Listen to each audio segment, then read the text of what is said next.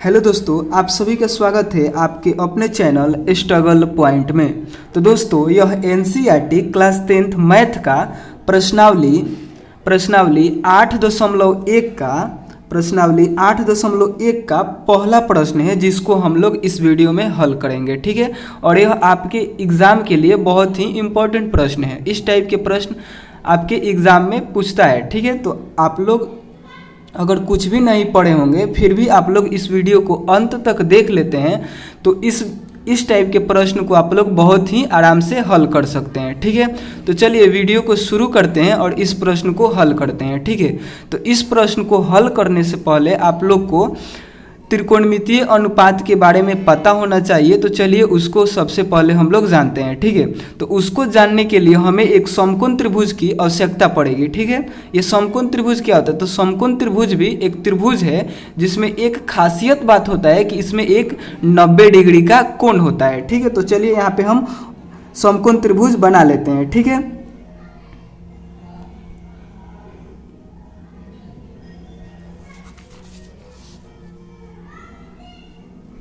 यह एक समकोण त्रिभुज है जिसमें यह एक कोण 90 डिग्री का है। ठीक है, यह 90 डिग्री का कोण है। ठीक है, और इसके ठीक सामने वाले भुजा को कर्ण कहते हैं। इसमें भी 3 ठो भुजा है, जैसे सभी त्रिभुज में जैसे 3 ठो भुजा होता है, इसमें भी 3 ठो भुजा है, लेकिन इसका अलग अलग नाम होता है। जैसे इस 90 डिग्री कोण के सामने वाला भुजा का नाम होता है कर्ण। ठीक है, और जिस कोण का बात चले, जैसे ए बी और सी, इस त्रिभुज का नाम है ABC। ठीक है, और जिस कोण का बात चले उसके सामने वाला, अब क्या बात चलेगा ये हम आपको प्रश्न में बताएंगे। ठीक है, लेकिन आप लोग यहाँ पे यह समझिए कि जिस कोण के बारे में बात चलेगा उसके सामने वाला भुजा को हम लोग कहते हैं लंब। क्या कहते हैं? लंब। ठीक है, और जो बचा उसको हम लोग कहते हैं आधार। ठीक है, तो इतना आप लोग समझ लिए कि एक समकोण त्रिभुज है यह, और इसके 90 डिग्री के कोण के सामने वाला भुजा को कर्ण कहते हैं, और जिस कोण का बात चले उसके सामने वाले भुजा को लंब कहते हैं, और जो बच गया उसे आधार कहते हैं। ठीक है, इतना समझने के बाद आप लोग को इसमें संबंध स्थापित करना है, यानी अनुपात लेना है। जैसे लंब और कर्ण का अनुपात। ठीक है, तो यहाँ पे हम लिख दे रहे हैं लंब बटे कर्ण। ठीक है, अब क्या करेंगे कि आधार के साथ एक बार कर्ण को लेंगे, यानी आधार बटे कर्ण। देखिए, आपको वीडियो छोड़ के नहीं जाना है, पूरा आप लोग देखिए। 2 मिनट के बाद आपको समझ में आने लगेगा। ठीक है, यह एक हम सूत्र ही लिख रहे हैं जो कि आप अभी आपको समझ में नहीं आ रहा है। ठीक है, तो आप लोग थोड़ा वेट कीजिए, थोड़ा देर बाद आपको बिल्कुल समझ में आने लगेगा। ठीक है, तो देखिए उसके बाद क्या होगा, उसके बाद क्या करेंगे, हम लंब और आधार का संबंध एक बार लिख देंगे यहाँ पे। लंब और आधार का अनुपात, लंब बटे आधार। इसको आप लोग को चेंज कर के भाग देना है। ठीक है, तो जैसे यहाँ पे हम लंब और कर्ण को कर दिए, फिर आधार और कर्ण को कर दिए, फिर लंब और आधार को कर दिए, तो अभिन्न और बन सकता है ऐसा। ठीक है, तो क्या होगा, उसके बाद होगा आधार बटे लंब। यहाँ पे आधार बटे लंब, उसके बाद होगा कर्ण बटे आधार, फिर होगा कर्ण बटे लंब। अब देखिए इसके अलावा, ये जितना लिखे इसके अलावा और कुछ बन सकता है, इसको भाग दे देकर, तीनों को भाग देकर, इसके अलावा अब नहीं बन सकता है। ठीक है, तो ये 6 को क्या होता है, त्रिकोणमितीय अनुपात होता है, और इसका नाम, इन 6 का नाम अलग अलग होता है। जैसे यहाँ पे हम लिख दे रहे हैं, जैसे लंब और कर्ण रहेगा तो इसका नाम दिया गया है साइन थीटा। ठीक है, आधार और कर्ण रहेगा, आधार बटे कर्ण रहेगा तो इसको कहते हैं कॉस थीटा। लंब बटे आधार रहेगा तो इसको कहते हैं टैन थीटा। ठीक है, और आधार बटे लंब रहेगा तो इसको कहते हैं कॉट थीटा, और कर्ण बटे आधार रहेगा तो इसको कहते हैं सेक थीटा, और कर्ण बटे लंब रहेगा तो इसको कहते हैं कोसेक थीटा। ठीक है, यह एक सूत्र है, यह सभी एक सूत्र है, आप लोग को याद करना होगा। ठीक है, इसी के आधार पर उन सभी प्रश्नों को हम लोग हल करेंगे। ठीक है, और इसको याद करने का भी ट्रिक होता है, केवल आप लोग को इसको याद रखना होगा कि साइन कॉस टेन फिर कॉट सेक कॉसेक। ठीक है, इसको याद करने के लिए इसका एक ट्रिक होता है लाल कक्का। इससे आप लोग को यह सभी सूत्र याद हो जाएगा। ठीक है, जैसे यहाँ पे है लंब बटे कर्ण, एल का मतलब लंब, ए का मतलब आधार और के का मतलब कर्ण। ठीक है, तो इसको याद करने का क्या ट्रिक है, तो देखिए जैसे यहाँ पे है, आप लोग को इतना याद रखना होगा केवल साइन कॉस टेन, उसके बाद देखिए साइन का क्या होगा लंब बटे कर्ण, और कॉस का आधार बटे कर्ण, ए से आधार के से कर्ण। उसके बाद है टेन का क्या है लंब बटे आधार, तो लंब बटे आधार है तो एल से लंब ए से आधार। ठीक है, लंब बटे आधार। और इसी प्रकार कॉट का है तो कॉट का इसका उल्टा होता है तो आधार बटे लंब, इस तरह चलेंगे। फिर यहाँ से उल्टा, फिर क्या है सेक है तो इसका होगा कर्ण बटे आधार। फिर है कोसेक तो इसका होगा कर्ण बटे लंब। एक बार आप लोग को ऐसे चलना है, फिर ऐसे वापस आना है। ठीक है, पहले क्या होगा लंब बटे कर्ण, फिर आधार बटे कर्ण, फिर लंब बटे आधार, फिर आधार बटे लंब, और फिर कर्ण बटे आधार, और फिर कर्ण बटे लंब। ऐसे आप लोग को याद रखना है। ठीक है, तो चलिए अब इस प्रश्न को हम लोग हल करते हैं। इतना आप लोग अगर समझ गए होंगे तो इस प्रश्न को बहुत ही आसानी से आप लोग हल कर सकते हैं। ठीक है, तो देखिए यहाँ पे कह रहा है त्रिभुज ABC में जिसका कोण 20 समकोण है। एक तो यहाँ पे त्रिभुज हम बना दे रहे हैं,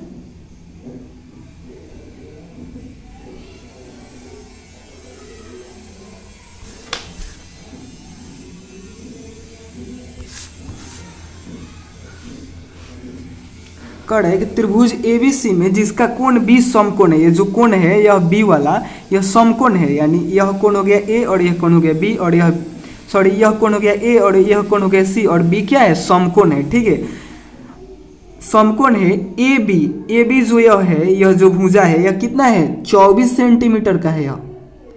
ठीक है, और BC जो भुजा है ये वाला A वाला यह 7 सेंटीमीटर का है। ठीक है, निम्नलिखित का मान ज्ञात कीजिए, और यहाँ पे जो प्रश्न लिखा गया है इसका आप लोग को मान ज्ञात करना है। ठीक है, तो इसके लिए हमें यहाँ पे तो नहीं दिया गया है, कर्ण का मान नहीं दिया गया है इसका, तो सबसे पहले इसको निकालना होगा कि इसका मान कितना है। तो इसको निकालने के लिए हम लोग को पाइथागोरस प्रमेय का हेल्प लेना होगा। ठीक है, तो पाइथागोरस प्रमेय क्या होता है चलिए हम आपको बताते हैं। ठीक है, तो आप लोग इसके हल में लिखिएगा पाइथागोरस प्रमेय से।